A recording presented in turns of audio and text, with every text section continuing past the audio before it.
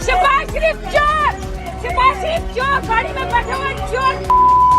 फकीर, पाकिस्तान की बर्बादी की वजह शहबाज शरीफ, पाकिस्तान की बर्बादी की वजह तुम, पाकिस्तान की बर्बादी की वजह काम करने तुम्हारे तुम,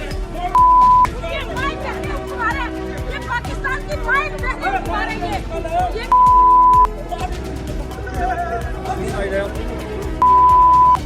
ये गाड़ी में बैठकर जा रहे हैं,